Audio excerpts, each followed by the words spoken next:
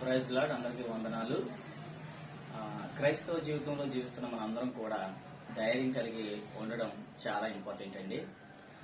ధైర్యం అనేది నిజంగా మనం చూసుకున్నట్లయితే మరి బైబిల్ గ్రంథంలో ఈ ధైర్యము అని ధైర్యంగా ఉండండి అనే మాట 365 సార్లు రాయబడింది. ఎందుకంటే రోజుకి ఒక్కసారైనా సరే దేవుడు మీతో చెప్తున్నాడు, ధైర్యంగా ఉండండి. చాలా మంది ధైర్యాన్ని కోల్పోతారు. కానీ అపోస్తలుడైన పౌలు గారు ధైర్యంగా ఉండడం కోసం ఒక పెను ప్రమాదము ఆయన దగ్గరకు వచ్చినప్పుడు ఆయన చాలా ధైర్యంగా ఉన్నాడు.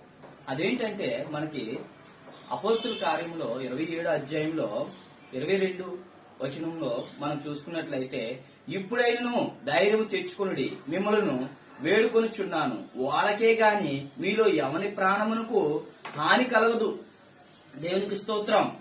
నేను ఎవరిని వాడునో, నేను ఎవరిని సేవించుచున్నానో, ఇక్కడ నేను ప్రభువైన యేసుక్రీస్తు వాడును, ఆయన్ని సేవిస్తున్నాను కాబట్టి నేను ధైర్యంగా ఉన్నాను. ఎందుకు ఈ మాట చెప్తున్నాడు అంటే, ఒక ఓడ ప్రమాదంలో చిక్కుకున్నప్పుడు అక్కడ ఆ ఓడలో 72 మంది ప్రయాణం చేస్తున్నప్పుడు ఆ ఓడ అమరం బద్దలైపోయి నీళ్ళన్నీ వచ్చేసాయి, ప్రమాదంలో పొంచి ఉన్నారు. అయితే అపోస్తలుడైన పౌలు గారు అక్కడ ఉన్న 272 మందిని కూడా ఆయన బలపరుస్తున్నాడు. నేను దేవుని సేవిస్తున్నాను, ఆ దేవుడు మనకి ధైర్యాన్ని ఇస్తాడు.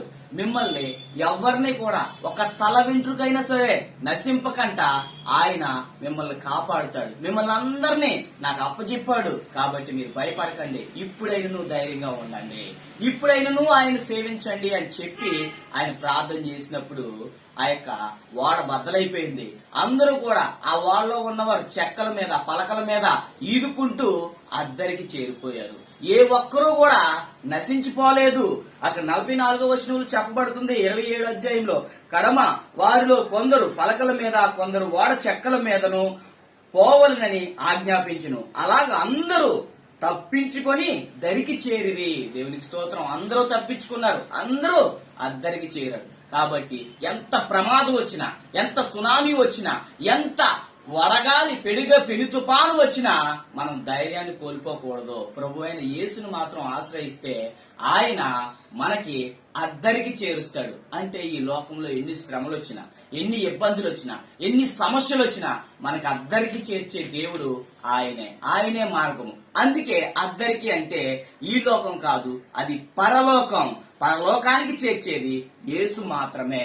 ఆయన్ని ఆశ్రయించి ఆయన యందు ధైర్యం కలిగి నమ్మకంతో విశ్వాసంతో నేను ఎవరిని సేవిస్తున్నానో, నేను ఎవరి వాడినో అని మీరు గుర్తుపట్టి ఆయన్ని గాని సేవించగలిగితే ఆయన మిమ్మల్ని పరలోకానికి చేర్చడానికి సిద్ధంగా ఉన్నాడు. కొద్ది మాటలు దేవుడు దీవించును గాక.